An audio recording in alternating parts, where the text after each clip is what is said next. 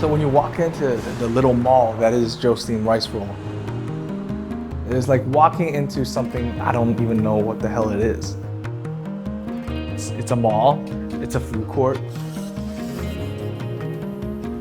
but all I know is the instant I walked in, I felt comforted because you saw people making food. Even though next door they were selling shirts. But then the food aspect immediately draws me towards them, and the fact that it's Chinese food and rice rolls, I'm like, oh, I'm in. I've walked by so many times before, I never really looked in.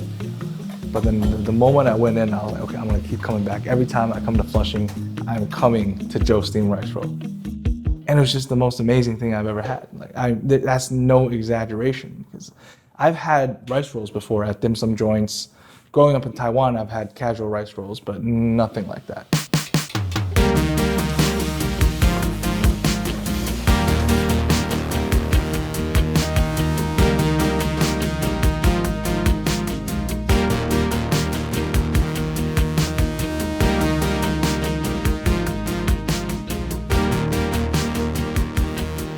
And then you can pick 3 vegetables. We have lettuce, corn, bean sprouts, scallion, and cilantro. It comes with it. Corn? Corn? Yeah. Only corn? Yeah. Okay. You like sesame seed on it? For that? Sesame. Sesame seed. Yes, sesame seed. It's for here to go. Baron, stay or to go. There's some tofu. Okay. It's $7.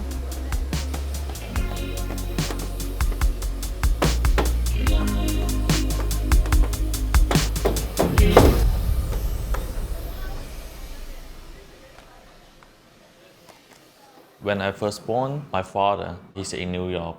My father never lived with me in China. So only my mom. Then because I want all my family together, so I wanted to come to New York. When I first got here, I think this is a magic city.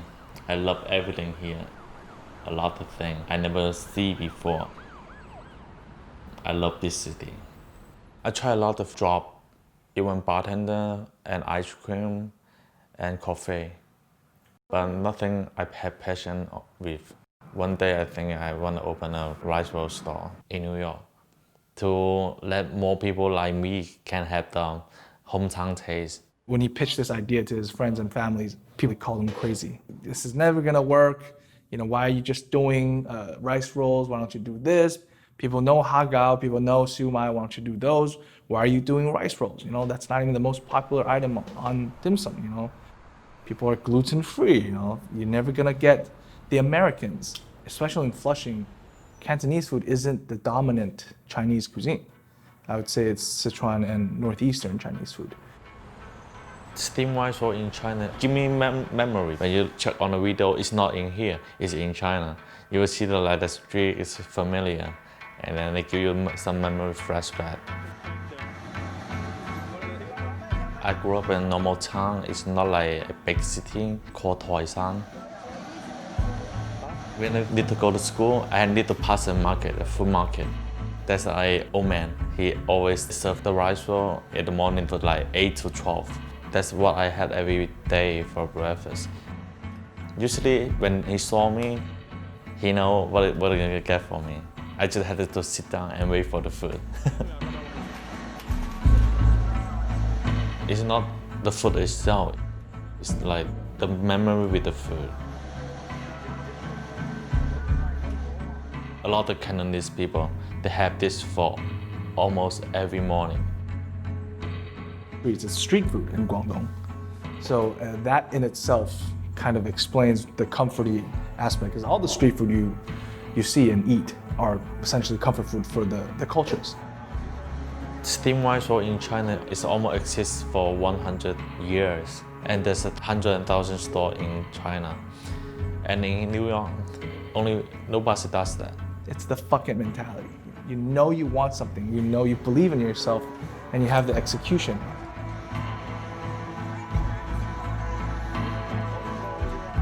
And then I quit my job, signed my visa. I went back to China to learn how to make it. That really is the true entrepreneurial spirit, right? You see something that's missing and you fill the demand. But in his case, he didn't know if there was that demand.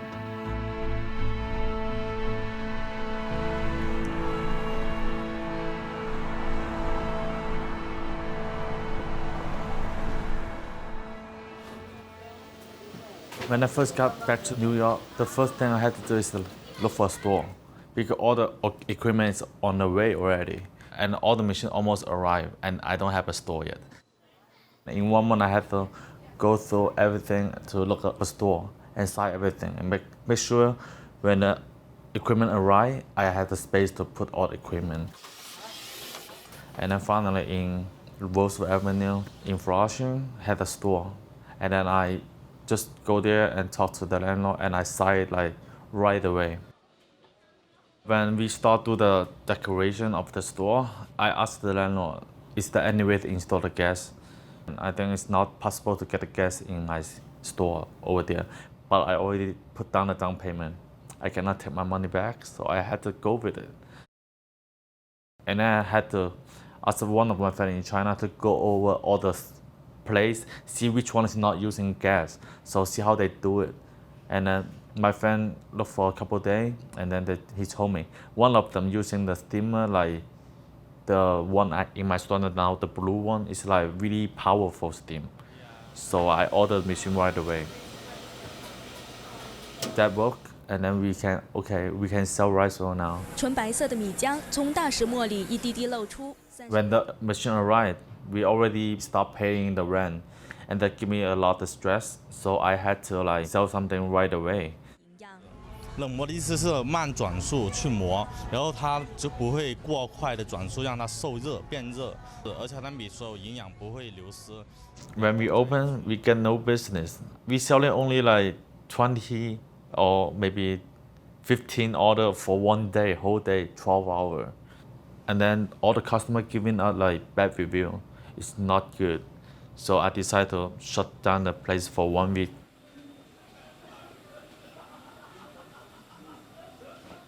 My uncle and one of the olders told me, run a business is not that easy. So I started thinking, maybe they are right. I was too young. I don't have much experience on this part. So I should have listened to them. The first day give me a big hit. Yeah.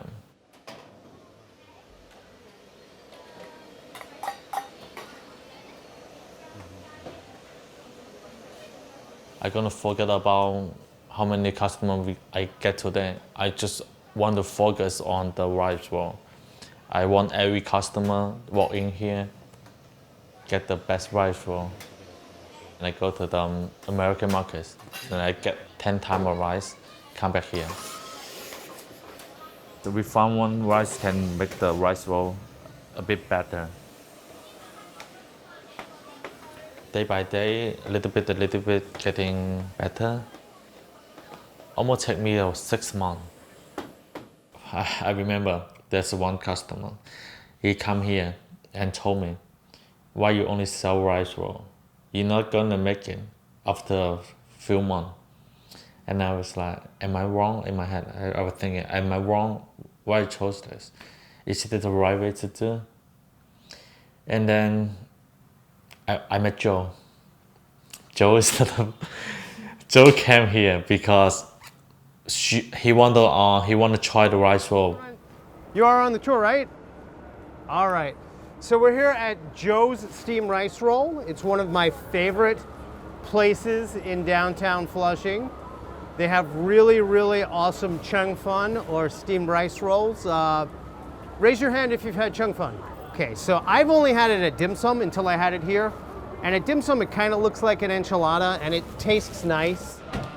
It's good. I grew up eating it. I grew up eating it at Me La Hua in Manhattan's Chinatown. But Joe's look like this. They're really, really awesome. He makes his the old-fashioned way by grinding rice, actual dried rice with water. Let's go inside and try some. I come here quite often. I lead food tours of the neighborhood. This is always my first stop on a tour of this neighborhood. That's one of your favorites? Not just because... My friend sent me a video of people making steamed rice rolls, much as Joe does. The same process, the same steamer, the same batter, and she said, oh, I wish we had this in downtown Flushing. And then like a week later, she said, oh my God, look at this place. This is here, we should go. And I said, wow, are you kidding me? Was this a setup? And that's really how I found Joe. Chinese breakfast, Jianbing over there. Have you ever had Jianbing? And then Joe came. He had the rice roll, and he said, oh, I never seen this before, and this is so good. Hey Joe, since it's almost as hot as it is in Hong Kong, we thought we would do a small with mixed sauce and curry. When Joe's here with his group, I thought Joe just brings some friends here. I don't know, it's a tour. Fishball and the... Okay. Peanut sauce with the hoisin sauce and sesame seed on it. Joe is certainly the only person in New York City grinding dried rice and making a batter out of it. So what happens is it's got a much more delicate texture and flavor. Joe is making something someone else does, but he's really differentiating himself because it's an artisanal type product. He's got this stone mill in the front of his shop and he's grinding his rice. It's fun to watch, and the best thing is it's good. I really like a plain one with curry fish ball, peanut sauce and sweet sauce, and chili paste on the side. I've had this before, but not like this. This is so just amazing.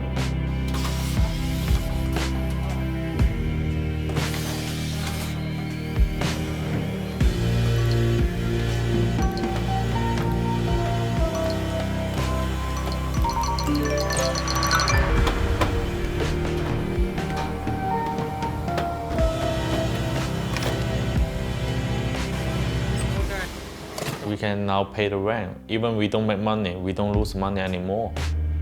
So we feel really happy, super happy, I'm so enjoying because even I don't make money, I can keep the business running.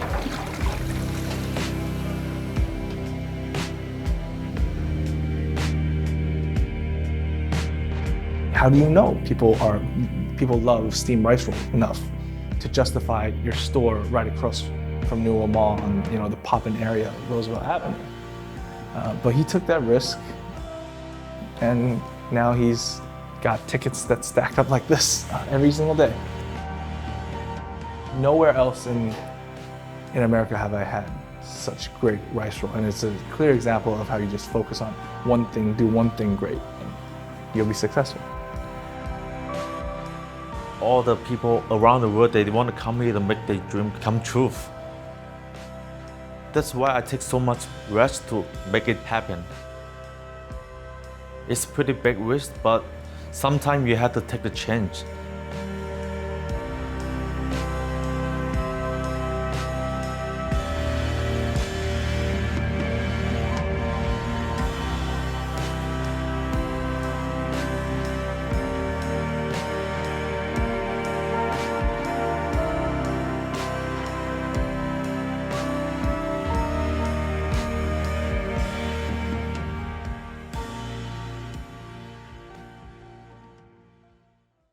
Thank you so much for watching this film.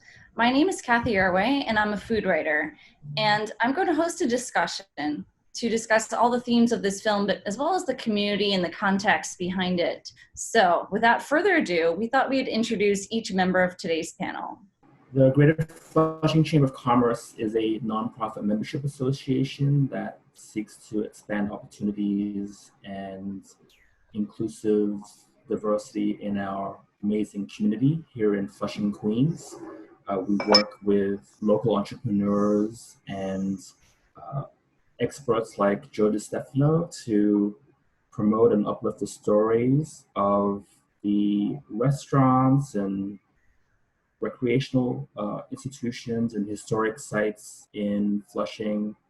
Flushing, as many of you know, was founded in 1645. We're going to be celebrating our 375th anniversary this year, and who are hoping this will be a way to kick off some of the celebrations and get the businesses back up on their feet. And we're 61st Productions. Yeah, we started this series a couple years ago, and we, met Joe in Flushing, and we were fortunate enough to be members of the Chamber of Commerce, and that's kind of how we made connections and first met Joe Rong. Yeah. We're just a local film media production company based here in Queens. Part of our mission and what we really want to do is just uplift stories that kind of exist on the peripheral or the outskirts of a city like New York. People think Manhattan is the city center, but there are stories that exist out here in Queens and in other parts of the borough too that we feel don't get their due. So one of the main reasons we started this series was to kind of tell those stories of the folks out here. Sure. Hi, my name is Joe DeStefano. I am a Queens-based food writer and tour guide with a deep love of Flushing, and I first encountered Joe Rong back when he first opened a few years back, and I encountered him because a friend of mine had showed me a YouTube video of people making steamed rice rolls the way Joe does, and she said, "Oh, I wish we had this here." And 2 days later, she sends me another message saying, "Hey, we do have this here." And I have not been able to stop going ever since. And I'm really, I think that Joe really embodies the immigrant entrepreneurial spirit of Flushing. And I'm glad to see that he was one of the first hawker stands to reopen. And I think it's a good omen for the rest of Flushing as Flushing starts to reawaken. My name is Eric Z. I am the owner of a Taiwanese restaurant in the East Village called 886. I first met Joe, I believe, was in 2016. I go to Flushing a lot. I immigrated here from Taiwan, so I'm always missing that part of my diet. Back in 2016, there wasn't much Chinese food in Manhattan, if any, really. Maybe a few. But I'm always looking for different regional stuff that only Flushing had to offer. And so I stumbled upon Joe's stall, and it was one of the few life-changing experiences I've ever had. Because I've never had rice rolls made fresh and milled fresh the day of. I was so used to the dim sum ones that's just been sitting on the hot plate for 4 hours, and batter made with pre-grind rice powder. So yeah, it was an eye-opening experience, and I haven't stopped going ever since. And Joe and I have become decently close friends as well. Hi, I'm Peter Kim. I'm the founding director of the Museum of Food and Drink. I actually recently passed the baton, so now serving as an advisor. MOFAD is a first of its kind museum with exhibits you can eat. And yeah, we look at the world and at ourselves through the lens of food and drink. And among the numerous exhibitions and programs that we produced, we did an exhibition called Chow, Making the Chinese American Restaurant, which looked at how Chinese immigrants created an entirely new American cuisine. And then we also created an initiative called MOFAD City, which in a way treats the city like a living food museum and takes a look at the stories behind neighborhood restaurants, bakeries, and markets, and gives people the sort of cultural significance and human stories behind those places. I have been a longtime lover of Flushing and have been going there quite a bit over the years, especially through my work at MOFAD, and it has been fascinating to see how the neighborhood has changed. Hi, my name is Andrew Rabata. I'm the Associate Curator at the Museum of Chinese in America. In 2017, I co-curated an exhibition called Sour, Sweet, Bitter, Spicy, Stories of Chinese Food in America. That was up for an entire year at MoCA. And I was born at Flushing Hospital, grew up in Whitestone, grew up going through Flushing every day. I'm working on an exhibition about New York City's Chinatowns right now. And I'm just really excited to learn from everyone on this panel and reconnect with Flushing, because I feel like I go there all the time, but I still know nothing. So, see you guys. You know, I hope everyone is ready to get their taste of Joe's steamed rice rolls pretty soon. It's very exciting to see, you know, Flushing come back alive piece by piece. But I love how this story, this documentary tells the story of the tenacity of business owners in Flushing and elsewhere. And, you know, there was that quote from Sam Sifton right at the beginning of the documentary that alludes to how difficult it is to survive even before COVID, right, as a restaurateur in New York City. So I'm curious, John, you know, if you can attest to just how normal or extraordinary the story of Joe Rong and his success may or may not be. I know he's, you know, he's very young, he's in his 20s. Is this a typical story of a typical business owner, in your opinion? So, Kathy, to answer your question, Joe Rong really exemplifies the can-do spirit and resilience of a lot of the entrepreneurs that come to Flushing from all over the world, different parts of Asia, Latin America, and other places, just to survive. But I think Joe really stands out because he has not only survived, but thrived and really created an entire niche for himself in the very competitive food marketplace, not only in Flushing, but throughout the city. And I think as Daniel and Helena alluded to, oftentimes stories like Joe's are marginalized and invisible because Flushing itself as a community is marginalized and invisible and seen as kind of on the periphery. But the Chamber has been working for several years to put that notion on its head to say, actually, the real New York, the New York where people like Joe come and really put in their blood, sweat, and tears, overcome the odds, and become successful New Yorkers. That's really the essence of our city. That's what has transformed America. And I think Flushing is really pushing the idea that you don't have to live in downtown Manhattan. You can actually live in a place like Flushing and work in a place like Flushing and you can recreate yourself and transform yourself into a new American, a new New Yorker. And I think that's what this story is really, for me, about. Awesome. Thank you so much, John. That was a really great summary of the entrepreneurial spirit that we're seeing. And I wanted to actually, you know, that documentary made me question actually, what exactly happened that, you know, it sounds like something really clicked once Joe's tours started showing up at Joe's Steamrolls, two Joes here, Joe DeStefano's tour groups started showing up. And it looked like, you know, Joe Steamrolls got a bit of, you know, Chinese language press from news outlets locally, but it wasn't quite going as well as he was hoping.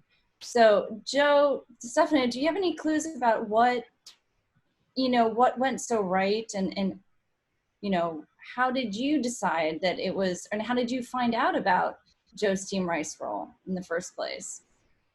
Sure. So first of all, like Eric, I grew up eating steamed rice roll, but I never had one made that way until I went to Joe's, you know. So when I tasted it, I was utterly amazed and decided feel compelled to communicate that to my audience. And I wrote a piece for Eater about it because, you know, he was the first person in New York City making them in this fashion, you know, and he went to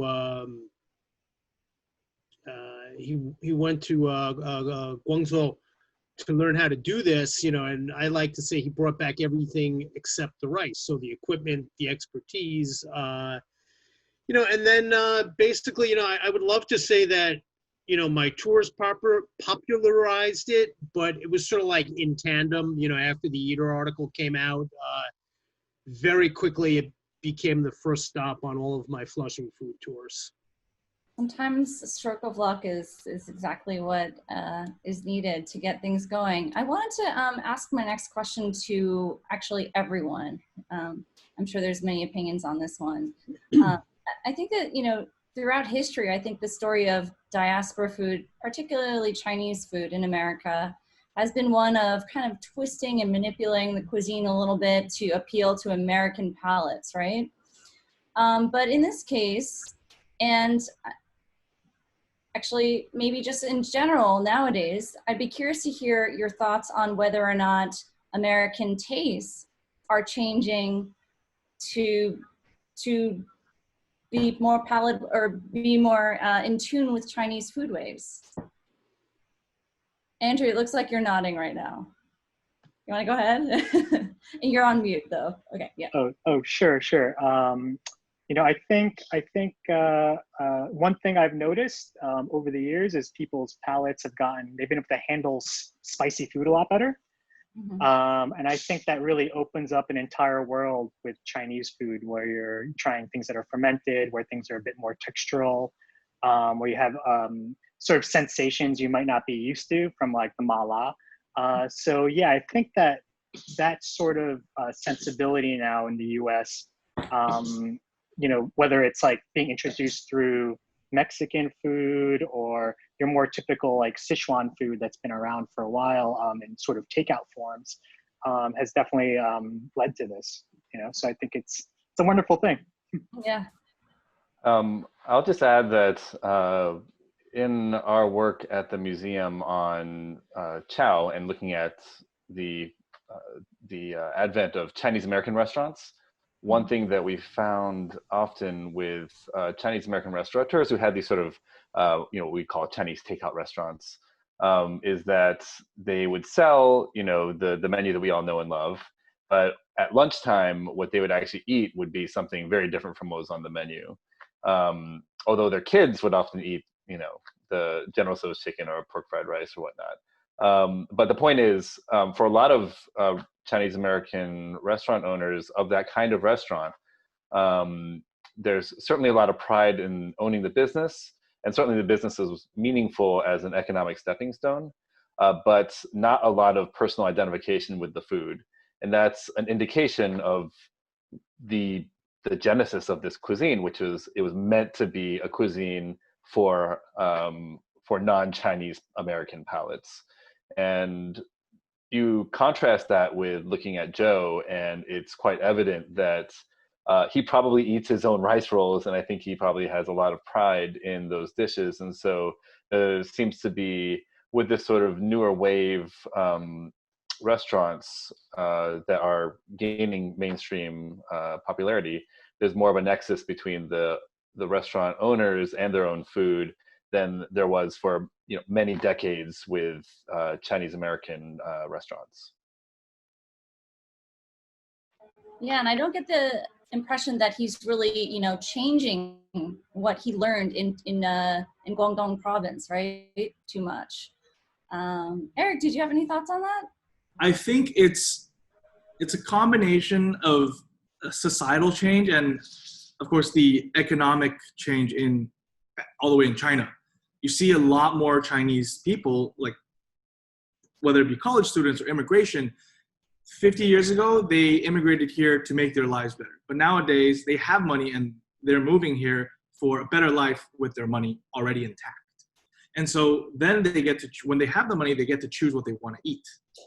And then they're stubborn as a Chinese person myself, I don't like, I rarely crave food other than Chinese, like, or Asian in general. So I can speak for that. But I think there's another fact is that the Asian Americans or the Chinese Americans who grew up, my generation, they hung out with all sorts of people, right? It's like a globalization within America. And once they grew up and they hit a certain age when they're in their 30s, I mean, in their households, they're eating the food that their parents wanted to eat, right? Is the food back home. So they're used to that kind of food, and then they introduce it to their friends. So it's kind of working with each other, right? You have the people coming straight from China who have the demand for this type of food, the quote unquote authentic type of Chinese food. And then you have the supply of all these newcomers, right? All the friends of these Chinese Americans who are first time just discovering this type of food and learning about this type of food. And so I think the demand has spiked dramatically because of these two combinations. It's amazing. And I love how we've seen more and more foods from all different regions of China, right? So, you know, Guangdong province has been around for a while, but now, you know, as Joe was saying, we've never seen this type of steamed rice roll that was a street food specialty from where Joe Rong is from. So, and I think it's interesting to note that from a food perspective and a society perspective, Chinese food has come so far, right? From the American Chinese food, that's a completely other category in itself, to today where we have a standalone shop specializing in one dish from one region of China, and it's thriving. And that speaks volume, right? So I guess my next question for anyone also, oh, go ahead, Joe. I just wanted to jump in and say that, you know, when Joe opened, there were at least 2 other places making steamed rice roll, as well as dim sum places, you know, and I'm quite sure his parents were like, why do you want to do that? Why do you make xiaolong bao or noodles or something that we know is going to do well? And I'm just so glad that Joe really, you know, Joe stuck to his vision. There's definitely been a shift in culture in the United States where it's no longer just American food is the best, but an openness to authenticity and trying to really explore cultures beyond the stereotypes that I think you may just get from a travel agency, but younger people, younger generations going out into the world, going to Mexico and Afghanistan and other parts of China and coming back with a sense of like, there's more to the world than just eating Big Macs and fried French fries. You know, if you go to downtown Flushing, you can go to Kennedy Fried Chicken and eat pretty bad food, American food. But then you go there after hours and they're cooking Afghan chicken and eating them themselves. And I had a chance to eat it. It was wonderful. The same thing for a lot of Korean restaurants. You know, it's not just about the barbecue, you know, beef, but a lot, like you can get wonton and other sorts of things the same way that Eric was talking about, you know, specific types of cuisines, specialized restaurants. And I think a lot of that is also a change in the way the economics of the global economy has evolved as well. So you have, you know, a lot more people coming from China and Korea and other parts of the world with a sense of their own identity.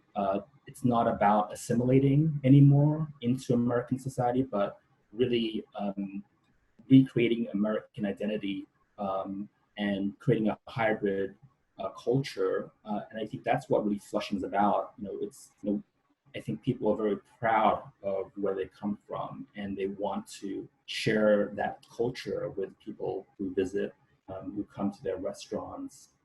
There's no more shame that we have to hide, you know, the kimchi from people. visiting your home, for example. So yeah, I think there's a lot of different trends that are going on that allows someone like Joe Rong to become successful in this kind of climate. Mm-hmm. Mm-hmm.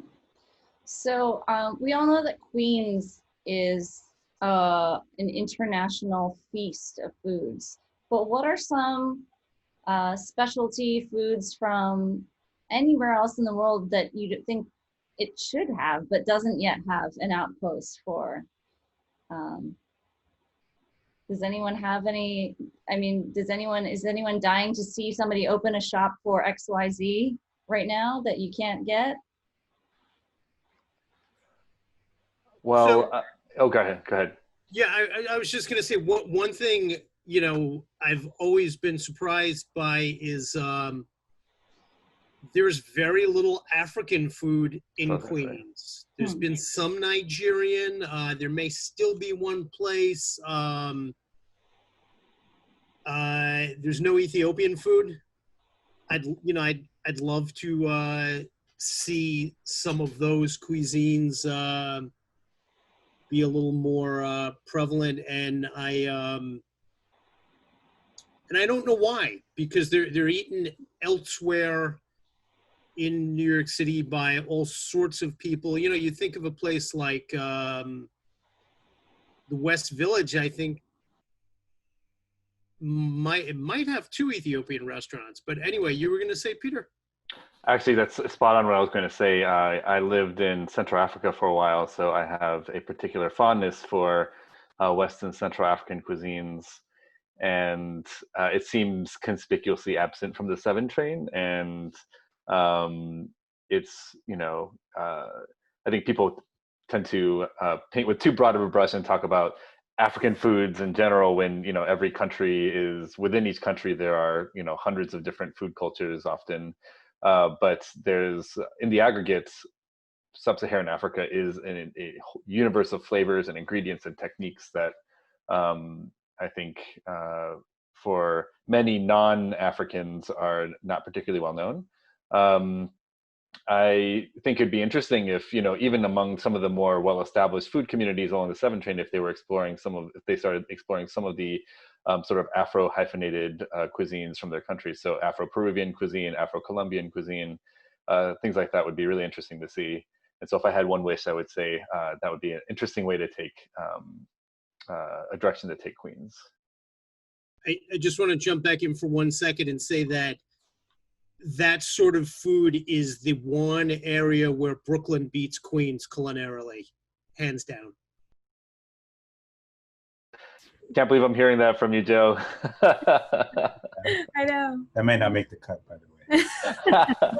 Come on, what about hipster coffee? Brooklyn, hands down.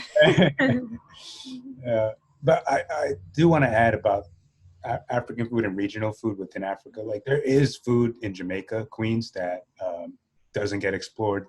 Jamaica is like one of those places similar to Flushing. Flushing's having its moment as of late. Jamaica is also on the up right now, and there is food out there. It's just not been discovered. You know, I know there's like Caribbean places and things like that. You know, Liberty Avenue, and even on Jamaica Ave too. Like, there is a couple of spots out there that are crowded and things like that. But it's just yet to be discovered. You know, the intention is really in like you said, like Brooklyn and Lower Manhattan, and not a lot of folks.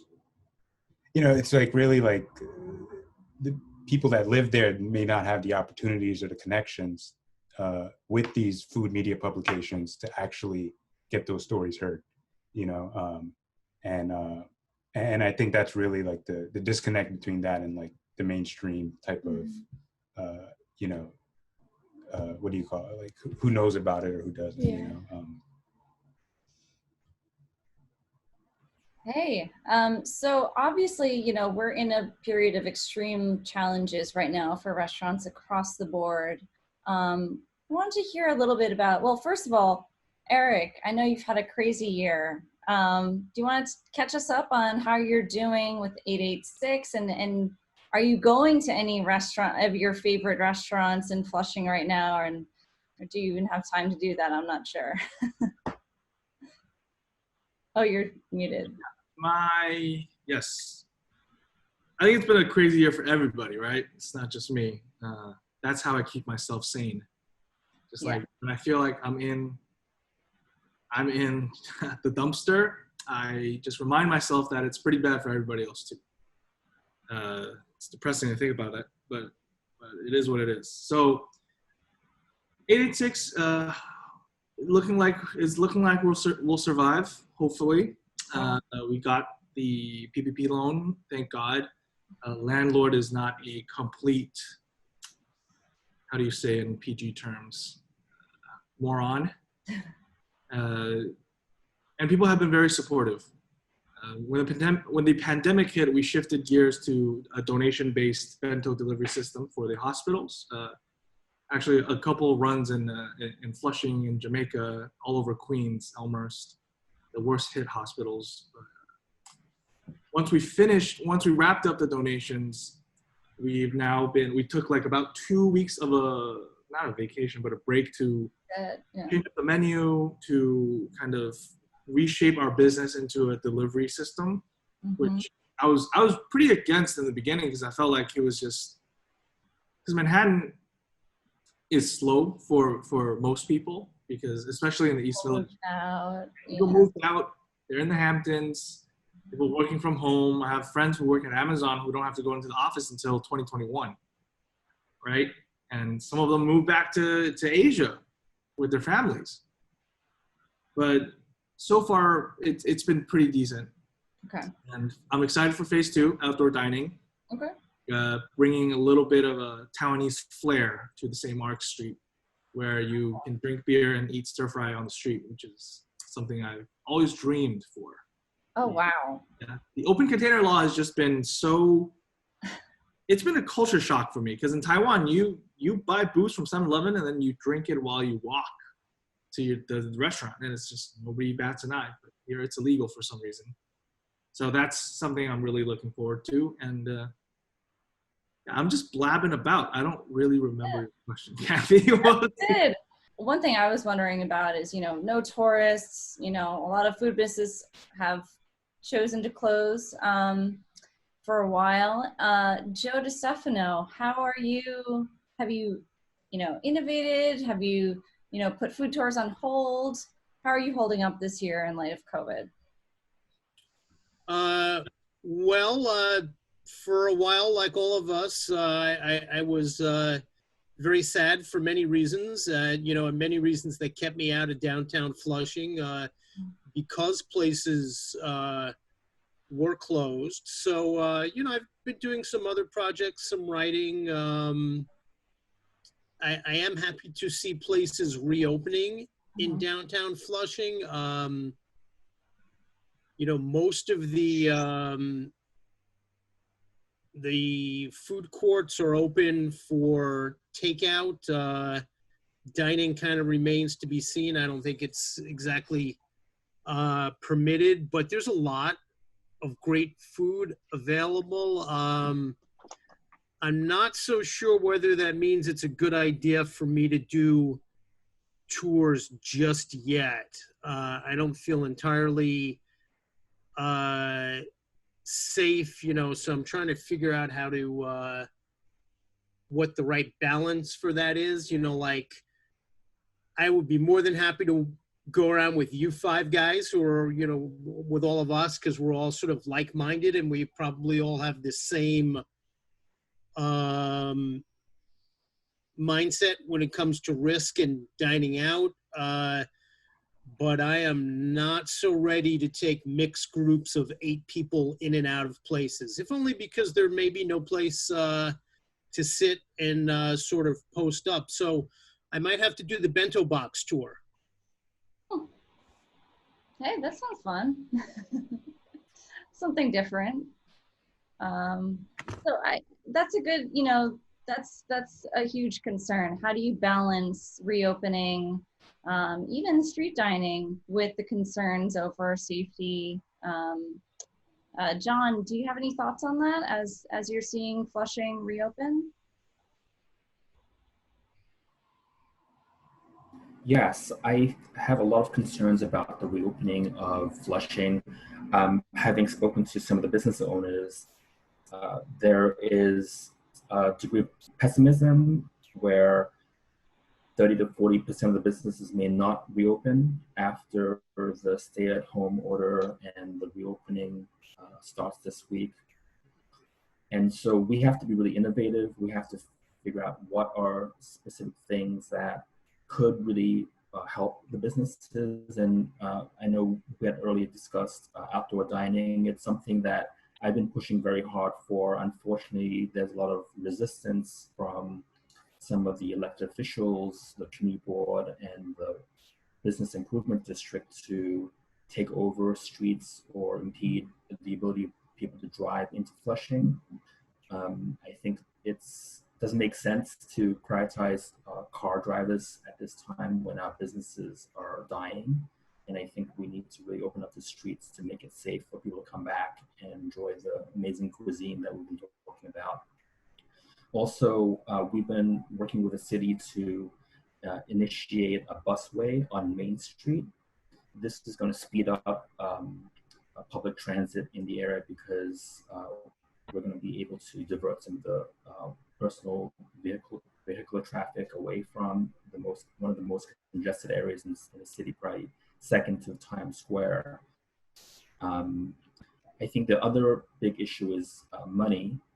A lot of the restaurants aren't as lucky as Eric and have landlords that are demanding back rents up to 3 months. I know one restaurant owner I've spoken with can't get any flexibility, even though she's within a mall that was closed for 3 months, and so she physically couldn't even conduct any business, not even do takeout business. And so if she can't get some capital to help refinance and pay back her landlord, or if the landlord doesn't provide any flexibility, she's gonna close her business and not reopen her restaurant.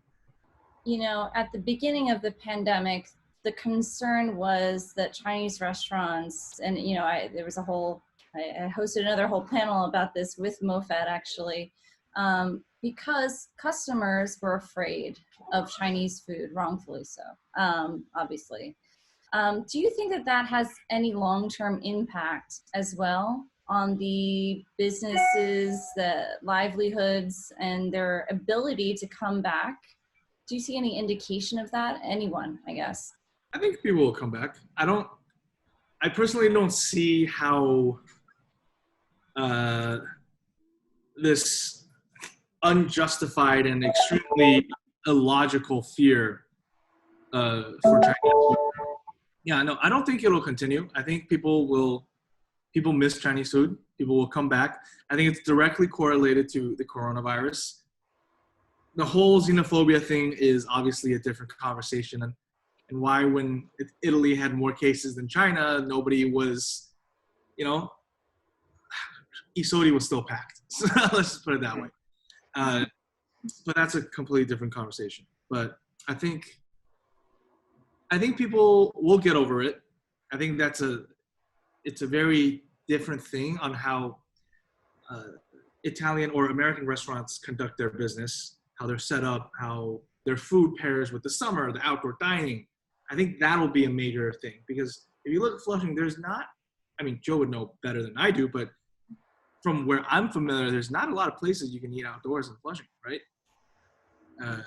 Outdoor seating as compared to Manhattan, right? In the East Village, I can set up outdoor seating tomorrow, right? And it's, well, today, technically. And I think that might be a challenging aspect, because people will still kind of be iffy about cramped inside an indoor space with a bunch of strangers.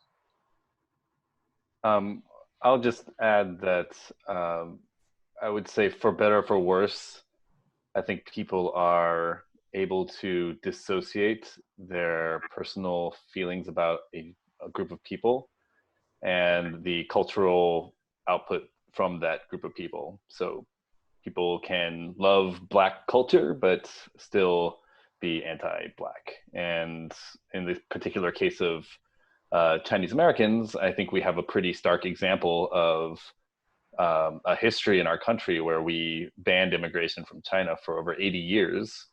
And during that time, we had the boom of people falling in love with chop suey and Chinese American food and loving going to these restaurants and going to these places and thinking of them as, affordable luxuries, but really underneath it all, despising the people who were serving the food. So my hope, of course, is that through a lot of what's happening right now, that these attitudes can shift. But I would say that at the end of the day, people will still go for delicious food, regardless of how they feel about the people behind it. Yeah, I'd also like to just add, I think there's quite an interesting difference between how the local economy in Manhattan's Chinatown and the local economy in Flushing were affected by xenophobia and coronavirus. And one way we really see that difference is the rate of infections amongst Chinese in Flushing and the rate of infections amongst Latinx populations in Corona. Neighborhoods that are right next to each other, similar rates of working class folks who maybe work on the front lines. And also what I think was brought up earlier about the sort of transnational community that exists in Flushing. My impression, and I'd love to hear from others, is that Flushing's business has slowed down because of this connection to people in China and understanding of how this virus works and what to avoid because of the virus. Whereas Manhattan's Chinatown, where the museum is located, I got a sense that there were just less, there were just less non-Chinese coming into the neighborhood on their tours, getting their taste of authentic Chinese American food at the local eateries that have been long-standing. I just wanted to bring that up because, you can kind of talk about each one a bit differently in terms of how the pandemic is affecting them.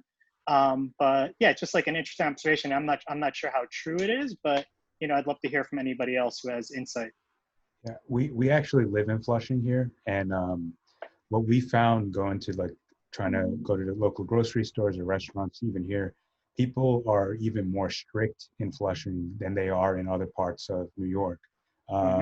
Like, for example, the local grocery store here, when we went, they sanitize you, spray you down. Whereas you go to a Fairway or a Key Food, you just kind of walk in. So it is interesting, and Flushing, at least the Asian businesses here are taking it very seriously when it comes to sanitation and all that, and you see more of those restaurants that haven't even opened yet too. Like we were talking earlier, like Kung Fu Xiaolong Bao on Main Street here in Flushing, still closed. Lake Pavilion still closed. And boarded up. Boarded up. So we don't even know when they're going to reopen at this point. Whereas other restaurants in other neighborhoods are opening up and serving takeout and all this other stuff. That's an interesting point, actually, because I actually went to Flushing a few times during this pandemic, and interesting. I ordered Chongqing Lao Zao, Chongqing hot pot. I got their takeout, and on the takeout bag it says who packed it, how many people were in the kitchen, and the packer, the person who packed your food, their temperature at the time of packing. Wow. So that's super comprehensive. And yeah, going to the grocery stores, they spray your hands with sanitizers, and then they force you to wear gloves.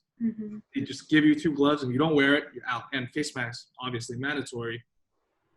Yeah, so I was super impressed by how everybody's handling it in Flushing.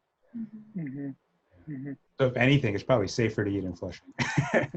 Yeah, no, totally. Yeah. I don't know of anyone else doing these rigorous measures, so definitely.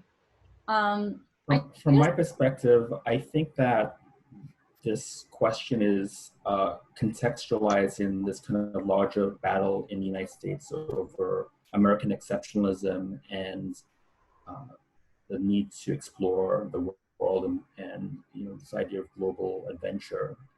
I know the travel industry, for example, is going to be severely damaged and may not revive, which I think would be a huge long-term problem for neighbors like Flushing, because when I visit Vietnam and I taste the amazing food in Da Nang, I want to try and taste something similar when I come back to New York City. Or if I go to Ethiopia and eat Eritrean food, I want to try and taste some of that when I come back to my home. And that kind of global cross-cultural interchange is not going to be possible when no one travels overseas and no one books flights and no one goes to other countries. And I think that could be very damaging to neighbors like Flushing. We have yet to see a lot of those long-term consequences, and that's true. Something that may be very impactful. It's hard to tell.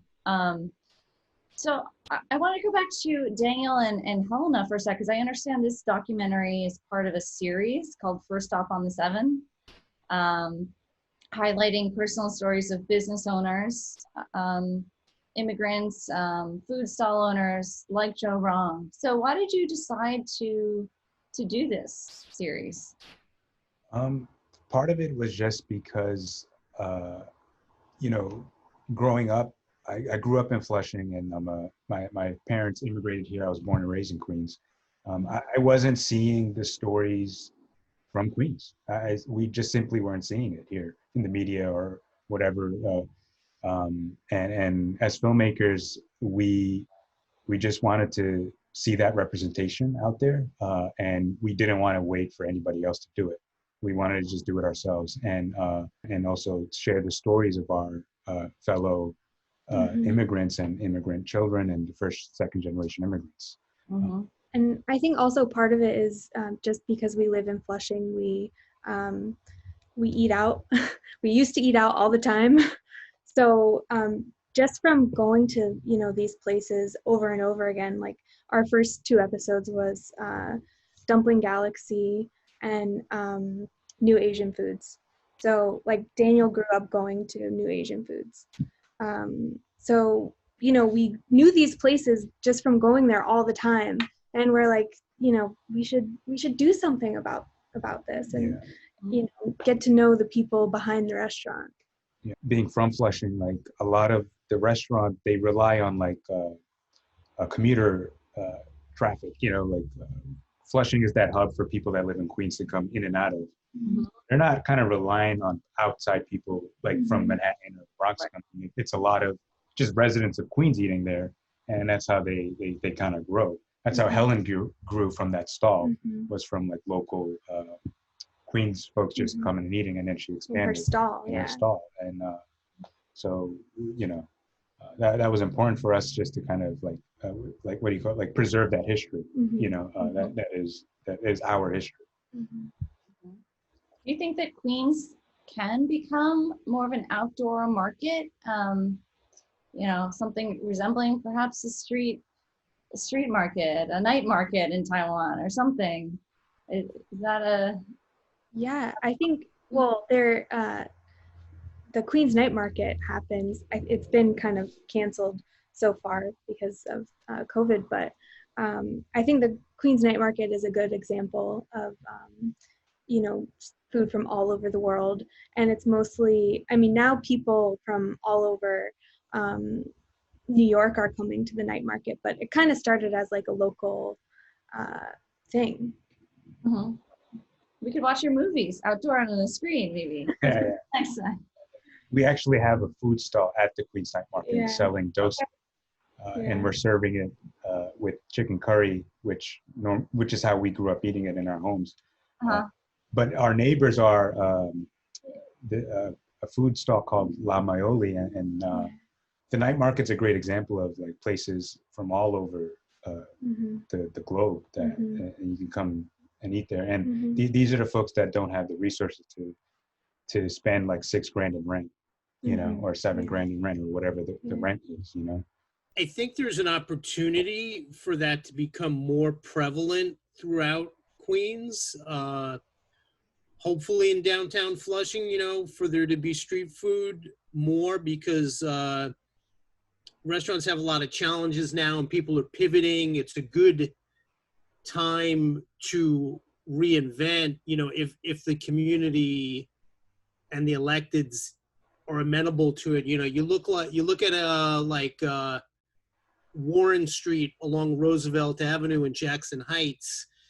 It is an absolute hub of Ecuadorian street food. Everything from little tiny carts that are this big to panel trucks. I'm not necessarily saying whether that's appropriate for downtown Flushing, but I do think you know, there's an opportunity there, and I would love to see more street food, you know, from sort of mom and pop, you know, because I see all sorts of things. I see everything from like someone literally with a shopping cart, you know, and a foil pan with charcoal in it, grilling Colombian chuzos or meat on a stick, you know, up to panel trucks. I think there's a lot of room for that, and I hope to see more of it.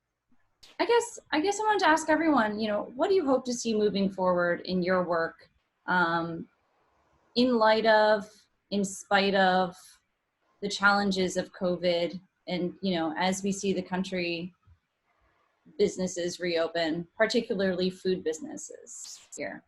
I mean, I myself, I'm just looking forward to being present with other people. Mm-hmm. You know, I work at a museum. So much of my work is about building publics around an exhibition idea, around urgent issues. And, you know, without having that kind of like accessibility and sort of interface, it's actually much more difficult to do my work.